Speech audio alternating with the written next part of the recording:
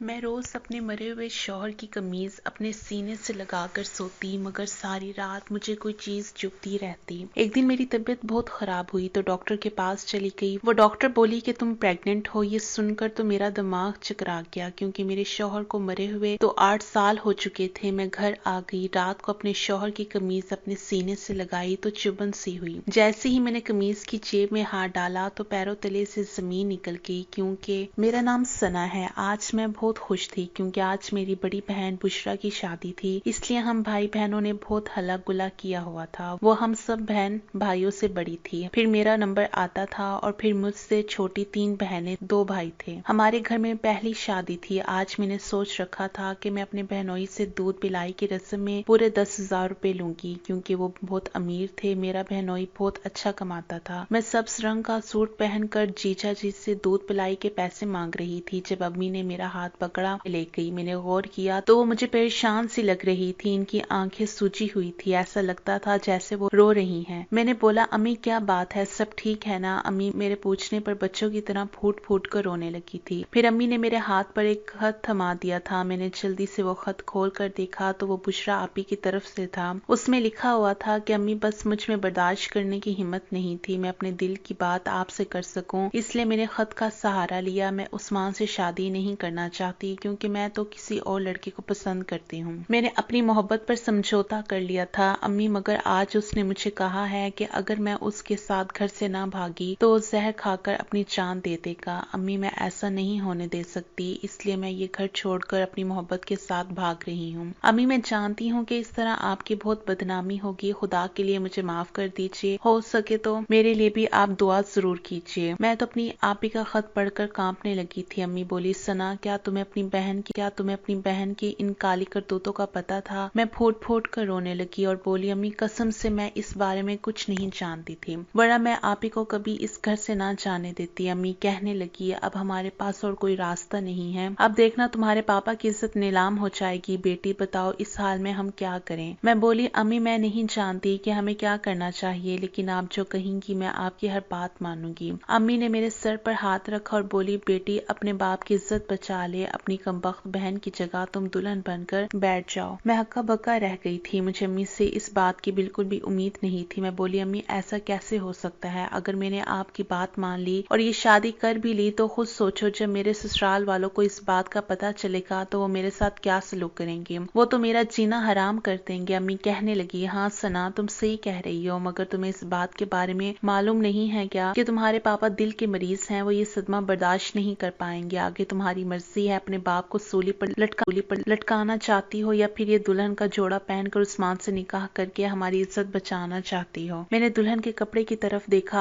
आंखों से आंसू बहने लगे, मगर मुझे अपने बाप की खातिर अपनी खुशियों की कुर्बानी देना ही थी और धोखा ससुराल वालों को, क्योंकि मैं मजबूर थी। आखिर मैं क्या करती? मैंने अपने ससुराल में घूंघट नहीं हटाया। मैं घूंघट के अंदर छुपी सारी रस्मों के दरमियान रोती रही थी। मैं तो ये सोच भी नहीं पा रही थी कि जब मेरा दूल्हा घूंघट उठाएगा तो वो मेरे साथ कैसा सलूक करेगा, कहीं मेरे ऊपर हाथ ना उठा ले, वो अपने घर वालों को कमरे में बुला लेगा और फिर ये सब मुझ पर बड़ी तेजी से टूट पड़ेंगे। यही सोचकर मैं रो रही थी। खैर मेरे पापा ने मेरे सर पर हाथ रखकर मुझे रुखसत कर दिया था। वो नहीं जानते थे कि मैं बुशरा नहीं बल्कि सना हूँ। कुछ ही देर बाद मैं रुखसत होकर उस्मान के घर आ चुकी थी। मेरी सास मुझे मेहमानों में बिठाकर कुछ रस्में पूरा करना चाहती थी। मैंने सर दर्द का बहाना बना लिया और उस्मान से कहा कि मैं कमरे में जाना चाहती हूँ। उस्मान ने अपनी माँ से कह दिया कि आप बाकी की रस्में सुबह करवा था। मुझे मेरे कमरे में लाकर बिठा दिया गया था। थोड़ी देर के बाद ही उस्मान भी कमरे में आ गए थे। उन्होंने जल्दी से मेरा घूंघट उठा दिया था। वो मुझे देखकर एक पल के लिए बिल्कुल दंग रह गए थे। वो तो कुछ बोलने की हालत में ही नहीं थे। फिर उन्होंने बड़ी देर बाद जो लफ्ज कहा था मेरे दिल को सुकून देने के लिए काफी था। वो बोले, बुशरा की छोटी बहन सना हो? मैंने हाँ में सर हिला दिया था। वो बोले, तुम यहाँ क्या कर रही हो और इस तरह क्यों रो रही हो, कुछ तो बताओ। मैं रोते हुए बोली, वो आप ही आज घर से भाग गई है, हम इसके बारे में कुछ भी नहीं पता था। वो कभी भी ऐसा नहीं कर सकती। अम्मी ने ही उनका खत मुझे ला कर दिया था, जिसमें उन्होंने लिखा था कि वो किसी और से मोहब्बत करती हैं, इसलिए इसके साथ घर छोड़कर जा रही हैं। उस टाइम अम्मी परेशान हो चुकी थी। इन्हें पापा की इज्जत की फिक्र थी, इसलिए मुझे दुल्हन का सूट पहना कर आपके साथ बिठा दिया था। उस्मान अपना सर पकड़ के बैठ गया। वो बोले, अच्छा जब तुम मेरे साथ बैठी थी तो मुझे थोड़ा सा शक हुआ था कि वहाँ बुशरा की जगह सना है, मगर तब मैंने सर झटक झटक दिया था कि शायद ये मेरा वहम है। मैंने सर झटक दिया था कि शायद ये मेरा वहम है। मैं बोली जी अम्मी ने ही मौलवी साहब को सारी बात बता दी थी, इसलिए मेरी शादी पर मौलवी साहब ने मेरा ही नाम लिया था। अम्मी ने शादी के टाइम खाना टेबल पर लगवा दिया था ताकि खाने की वजह से किसी का नाम की तरफ ध्यान ही ना जाए। उस्मान ने सर हिला दिया था और फिर बोले तुम इस तरह घबराई हुई क्यों हो, तुम्हें ये रिश्ता मंजूर नहीं था क्या? मैं बोली मुझे ये रिश्ता मंजूर है ईशा नहीं। इस टाइम मुझे जो चीज डरा रही थी वो ये कि अब आप और आपकी फैमिली मेरे साथ कैसा सलूक करेगी। उस्मान कहने लगे सना तुम एक बहुत अच्छी लड़की हो, इस बात के सबूत के लिए यही काफी है कि तुमने अपनी बहन की गलती को सुधारने के लिए खुद को कुर्बान कर दिया। तुमने अपने माँ बाप को बदनामी से बचा लिया और अगर आज बारात खाली वापस लौटती तो यकीनन हमारी भी बदनामी हो जाती। तुमने हमें भी तो बदनामी से बचा लिया है। उस्मान कहने लगे सना तुम बहुत खूबसूरत हो, मुझे तुम्हें अपनाने में कोई मसला नहीं है। मैं तो उस्मान की सच में इतना अच्छा हो सकता है। मैं भी अब जरा तसल्ली में हो गई थी। तब उस्मान ने मुझे अपना मोबाइल फोन दिया और कहने लगे तुम आराम से अपने घर बात कर लो, अपनी माँ को बता दो कि उस्मान को सब सच्चाई का पता चल चुका है, वो परेशान होंगे, इन्हें दिलासा दे दो। उस्मान की बात सच साबित हुई थी। जब मैंने अम्मी को फोन किया था वो रोने लगी थी, कहने लगी जब से तुम रुखसत होकर गई हो मैं तो सूली पर लटकी हुई हूँ। अच्छा हुआ कि तुमने मुझे फोन करके अपने बारे में बता दिया। सच जाने के बाद उस्मान ने तो मुझे कुछ नहीं कहा था, मगर जब मेरी असलियत घर वालों को पता चली तो सब ने बहुत एतराज किया था। मेरी सास तो कहने लगी बेटा इसे अभी के अभी तलाक देकर घर से निकाल दो, इसके माँ बाप को भी तो पता चले कि यहाँ धोखा नहीं चलेगा। ये रिश्ता ना हुआ जैसे हम मंडी से सब्जी लेने गए और हमें दिखाया कुछ और, पैक करके कुछ और दे दिया हो। तब उस्मान ने ही सबको तसल्ली दिलवाई थी। उसने सबसे कहा कि मुझे सना बहुत पसंद है और यही मेरी बीवी है। अगर आप में से किसी ने इसके साथ बुरा सलूक किया तो मुझसे बुरा कोई नहीं होगा। खैर फिर उस्मान ने वलीमा बहुत धूमधाम के किया था। ये सब देखकर मेरा दिल बहुत खुश हो गया था। वलीमे के बाद सब मेहमान चले गए थे। मैंने महसूस किया था कि मेरी सास अभी मुझसे नाराज हैं। उस्मान ने अपनी माँ को मजबूर कर दिया था कि वो मेरा ख्याल रखे। आखिरकार मेरी सास का दिल भी पिघल ही गया था। अब हम दोनों में बहुत अच्छी दोस्ती भी हो गई थी। मेरे शौहर उस्मान यूपी में स्पेशल पुलिस फोर्स में ड्यूटी पर भर्ती थे।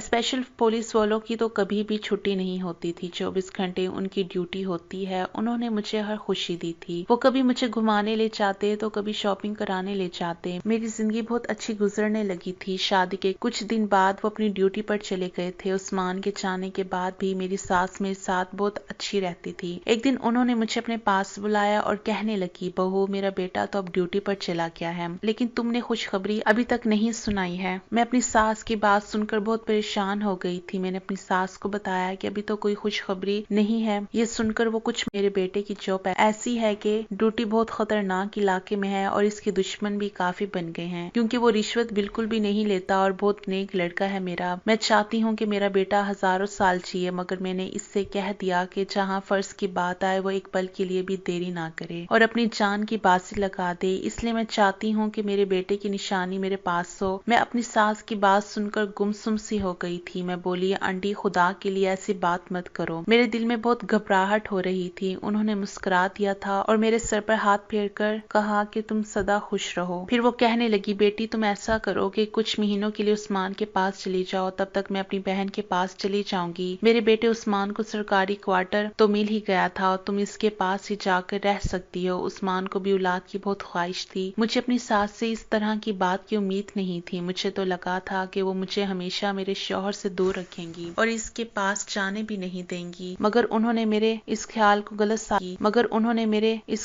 गलत साबित कर दिया था। मेरी सास ने उसी दिन उस्मान को फोन करके कह दिया था और रात में मुझे उस्मान का फोन भी आ गया था। वो बहुत खुश लग रहे थे। कहने लगे लगता है मेरे जाने के बाद तुमने रो रो कर अपना बुरा हाल कर दिया, जो अम्मी तुम्हें मेरे पास भेजने पर राजी हो गई हैं। मैं मुस्कुरा रही थी। वो कहने लगे मैंने जब से खुशखबरी सुनी है तुम मेरे पास रहने के लिए आ रही हो, मैं खुशी से फूले नहीं समा रहा हूँ। मैं कल तक सारे इंतजाम कर लूंगा और फिर आकर तुम्हें ले जाऊंगा। मुझे ये सब किसी ख्वाब की तरह लग रहा था। खैर जो भी था मैं बड़ी खुश थी। मैंने अपना सारा सामान पैक कर लिया था। मेरी सास भी मुझे देखकर मुस्कुरा रही थी। शाम को उस्मान का फोन आया था। फिर उसने मुझे बताया था कि इंतजाम पूरे हो गए हैं। ईशा नहीं, शाम हुई तो उस्मान के नंबर से फोन आने लगे थे। मैंने कांपते हुए हाथों से कॉल उठाई। किसी ने हेलो कहा था, लेकिन वो मेरे उस्मान की आवाज तो नहीं थी। अचानक से मैं घबरा गई थी। मैं बोली जी कौन? दूसरी तरफ से आवाज आई, आप उस्मान के घर से बात कर रही रही हो? मैंने जल्दी से कहा, बीवी बात कर रही हूँ। फोन पर कुछ देर के लिए वो चुप हो गए। फिर आवाज आई थी, उस्मान की शहादत बहुत बहुत मुबारक हो। उस्मान अब इस दुनिया में नहीं है। ये अल्फाज मुझ पर गोली की तरह आकर लगे थे। मैं एकदम से ठहर गई थी। मेरी सास ने जल्दी से मेरे हाथ से फोन ले लिया था। फिर उन्हें भी उस्मान की शहादत की खुशखबरी सुना दी गई थी। उनका हाल मुझसे भी बहुत ज्यादा बुरा था। वो गम में बुरा हाल थी। फिर भी बड़े फख्र से कहने लगी, मुझे शहीद की माँ होने पर फख्र है। काश मेरे 10 बेटे होते तो मैं अपने सभी बेटों को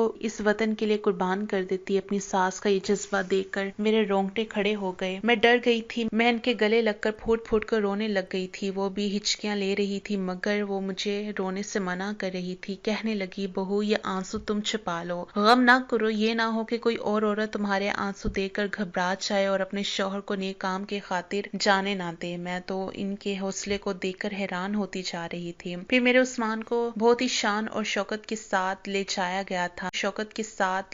गया था। मैं खुश थी कि मैं एक शहीद की बीवी हूँ, मगर दिल था कि संभलता ही नहीं था। मैं इस सदमे से बाहर ही नहीं आ रही थी। मेरे शौहर बहुत अच्छे इंसान थे। उन्होंने मेरी इज्जत की हिफाजत की। उन्होंने मुझे लोगों के सामने रुस्वा होने से बचा लिया था। उन्होंने मेरे माँ बाप की लाज रखी थी। फिर मैं कैसे उस इंसान से मोहब्बत ना करने लगती। मैंने सास से कह दिया था कि मैं उस्मान के बाद आपका सहारा बनूंगी। मैं घर से निकल कर आपके लिए कमाऊंगी। मगर मेरे कमाने की नौबत ही नहीं आई थी, क्योंकि उस्मान की पेंशन आने लगी थी और उसी से घर चल रहा था। अब हम दोनों औरतें घर में मर्दों की तरह घूमती रहती थी। कभी कभार एक दूसरे के सीने से लगकर रो लिया करती थी। मेरी सास अक्सर कहती थी कि उस्मान का बच्चा होता तो हमारी गोद में खेल रहा होता, तो हमारे घर में इतनी उदासी ना होती। मैं भी यही सोचती थी कि काश उस्मान जाने से पहले मुझे अपना वारिस देकर चले जाते। खैर यूं ही टाइम गुजरने लगा और मेरी उनसे और मोहब्बत बढ़ने लगी थी। तब मेरे माँ बाप ने मुझे अपने साथ ले जाने के लिए आए थे। अम्मी ने बात से हाथ जोड़कर माफी मांगी थी और ये भी कहा था कि आप मेरी बेटी को दूसरी शादी की इजाजत दे दें, क्योंकि आगे पहाड़ जैसी लंबी जिंदगी है। कल को हम भी मर गए और आपको भी कुछ हो गया तो मेरी बेटी को लोग भेड़ की तरह नोच खाएंगे। मेरी सास ने मेरे सर पर हाथ रखा और कहा, मेरी इजाजत है, आप इसे अपने साथ ले जा सकते हैं। हाँ, मगर जब मेरी बेटी की शादी की जाए तो मुझे भी जरूर बुलाइएगा। मेरी अम्मी बहुत खुश हो गई थी, मगर मैंने उनके साथ जाने से बिल्कुल मना कर दिया था। मैं बोली, अम्मी उस्मान ने जाने से पहले मुझसे वादा किया था और मुझे कह दिया था कि तुम माँ का ख्याल रखना। अम्मी, अपने मरे हुए शौहर का हुक्म मैं नहीं टाल सकती। मैं अपनी सास को छोड़कर कभी नहीं जाऊंगी। अम्मी और पापा ने एड़ी से चोटी तक का जोर लगा दिया था, मगर मैं इनके साथ नहीं गई थी। मेरे पास जिंदगी बताने के लिए उस्मान की बहुत सी यादें थी। अब मैं हर रात उस्मान की तस्वीरें और इसके कपड़ों को गले से लगाकर सोती और इससे ढेरों बातें किया करती थी। यूं ही मेरी जिंदगी को 8 साल गुजर गए थे। अब मेरी सास बहुत ज्यादा बुरी हो चुकी थी। मैं रखा करती थी, मगर अब कुछ दिनों से मेरी खुद की तबीयत भी ठीक नहीं रहती थी। मेरी सास भी मुझे कहने लगी थी कि सना, तुम अपना बिल्कुल भी ख्याल नहीं रखती हो। देखो तुम कितनी कमजोर हो गई हो। मैं इनकी बात पर हंसकर टाल दिया करती थी। एक दिन मेरी सास कहने लगी, सना, अब मैं बहुत ज्यादा बुरी हो चुकी हूँ। मेरी जिंदगी का कोई भरोसा नहीं है। तुम मेरी बच्ची शादी कर लो। कहीं ऐसा ना हो कि जब मरकर उस्मान की रूह के पास जाऊं तो वो मुझे देखकर मुंह फेर ले और मुझसे सवाल करे, आप मेरी बीवी को किसके पास छोड़कर आई हो। मैंने अपनी सास को कहा कि आपको आपके मरे हुए बेटे की कसम है, आपने आज के बाद मेरी शादी का नाम भी लिया तो। मेरी सास अपना सर पकड़ कर बैठ गई थी। अब मेरी तबीयत हर टाइम खराब रहने लगी थी। जी घबराया करता था, हर टाइम जी मतली सा रहता था, मगर मैं अपनी इस बीमारी को नजरअंदाज करती थी। लेकिन ये सब कुछ मेरी सास की निगाहों से बच नहीं सकता था। वो कहने लगी, मेरी बेटी, तुम बहुत कमजोर होती जा रही हो। मैं तुम्हारी वजह से बहुत फिक्रमंद रहती हूँ। तुम चलो मेरे साथ, मैं तुम्हें डॉक्टर के पास ले चलूं। मैंने मना कर दिया था, मगर आज तो मेरी सास बच्चों की तरह जिद करने लगी थी। वो कहने लगी, मैं तुम्हें हर हाल में अपने साथ लेकर जाऊंगी। और यूं वो मुझे डॉक्टर के पास लेकर गई थी। डॉक्टर ने मेरे कुछ टेस्ट किए और मेरा चेकअप करने के बाद बोली, बहुत बहुत मुबारक हो, आप तो प्रेग्नेंट हैं। ये बात सुनकर हम दोनों हक्का बक्का रह गए थे। हमने एक दूसरे की तरफ देखा था। डॉक्टर दवाइयों के बारे में बता रही थी और ख्याल रखने का कह रही थी, मगर मेरे दिमाग में इसकी कोई बात नहीं पड़ी थी। मेरा दिमाग तो उसी बात पर उलझ गया था कि ये कैसे मुमकिन हो सकता है। खैर, हम सास बहू घर आ चुकी थी। सारे रास्ते हम दोनों बिल्कुल चुप रही थी। घर आकर मेरी सास ने मेरे सर पर हाथ रखा और बोली, बेटी, मुझे तुमसे कोई गिला नहीं है। तुम इस بچے کے باپ کو فون کر کے بلا لو اور میں تم دونوں کی شادی کروا دوں گی۔ اگر تمہیں اس بات کا ڈر ہے کہ میں اکیلی رہ جاؤں گی تو تم میری فکر نہ کرنا، میرے پاس خدا کا دیا ہوا سب کچھ ہے، فکر کرنے کی کیا بات ہے۔ میں اپنی ساس کے گلے لگ کر پھوٹ پھوٹ کر رونے لگی تھی۔ میں بولی آنٹی عثمان میری زندگی میں آنے والا پہلا اور آخری آدمی تھا، اس کے بعد میں نے کبھی۔ میری ساس مسکرانے لگی تھی اور بولی بیٹی گھبرانے کی ضرورت نہیں ہے، تم ابھی بھی جوان لڑکی ہو، میں جانتی ہوں تمہیں زندگی بسر کرنے کے لیے کسی سہارے کی ضرورت تھی، اچھا ہوا کہ تم نے خود ہی ڈھونڈ لیا۔ میں تمہیں غلط تو نہیں کہہ رہی ہوں نا، پھر تم کیوں گھبرا رہی ہو؟ میں کچھ کہے بنا کمرے میں آ گئی اور قرآن اٹھا کر لے آئی تھی۔ میں بولی اس قرآن پاک پر ہاتھ رکھ کر قسم کھاتی ہوں کہ میری زندگی میں عثمان کے علاوہ اور کوئی آدمی نہیں آیا۔ اب میری ساس بھی پریشان ہو چکی تھی، وہ کہنے لگی یہ تو بہت فکر کی بات ہے، نہ جانے ہمارے گھر پر کون آنکھ لگا کر بیٹھا ہے۔ اب میں اور میری ساس دونوں ہی بہت پریشان ہو چکے تھے۔ میری ساس کہنے لگی بیٹی ہمیں مجرموں کو ضرور ڈھونڈنا ہے، آج سے نہ تم سونا اور نہ ہی میں سوں گی، پھر دیکھتے ہیں کہ یہ سب کس کا کیا دھرا ہے۔ خیر رات ہوئی تو میں پلان کے مطابق اپنے شوہر کی تصویر اور کپڑے اپنے سینے پر رکھ کر سونے کا ناٹک کرنے لگی تھی۔ رات کے 12 بجے مجھے ایسا محسوس ہوا تھا جیسے کوئی آدمی میرے کمرے میں آیا ہے۔ میں نے جلدی سے دونوں آنکھیں کھول دی اور اٹھ کر بیٹھ گئی تھی۔ مجھے ایک رومال نظر آیا، کمرے کی کھڑکی سے اندر آنے والا آدمی ناک پر رکھ کر مجھے بے ہوش کرنے والا تھا، مگر میں اٹھ کر بیٹھ چکی تھی۔ سامنے نظر پڑی تو میں بالکل دنگ رہ گئی تھی، زمین آسمان کی گردش رک گئی تھی۔ وہ کوئی اور نہیں بلکہ میرا اپنا شوہر تھا۔ میرے سامنے عثمان کھڑا تھا۔ تبھی میرے کمرے کا دروازہ پھر سے کھلا اور میری ساس بھی کمرے میں آ گئی تھی۔ وہ بھی اپنے بیٹے کو دیکھ کر بالکل دنگ رہ گئی تھی۔ وہ بھاگ کر آئی اور عثمان کے گلے لگ گئی تھی۔ وہ کہنے لگی بیٹا کہاں چلے گئے تھے، جبکہ میں تو کچھ بول بھی نہیں پا رہی تھی۔ پھر عثمان کہنے لگا امی آپ تو جانتی ہیں نا میں ایک جاسوس ہوں، میں ملک کی خاطر دشمنوں کی جاسوسی کرتا تھا۔ جب ان دنوں میری شادی ہوئی تھی میرے بڑے حاکم کو پتہ چل گیا تھا کہ ہمارے ملک میں دشمن گھس آئے ہیں جو ہمارے ملک میں فتنہ فساد پھیلانا چاہتے تھے۔ میں ایک ماہر جاسوس تھا، اس لیے مجھے واپس ڈیوٹی پر بلایا گیا تھا۔ سب کچھ ٹھیک ٹھاک چل رہا تھا، مگر پھر آپ نے یہ فیصلہ کیا کہ ثنا کو میرے پاس بھیجنا ہے، اس لیے مجھے اپنی موت کا جھوٹا ناٹک کرنا پڑا۔ امی میرے ساتھ جو لڑکا اس مشن میں شامل تھا وہ شہید ہو گیا تھا، اس کے آگے پیچھے کوئی بھی نہیں تھا، اس کا پورا چہرہ بھی جھلس گیا تھا، اس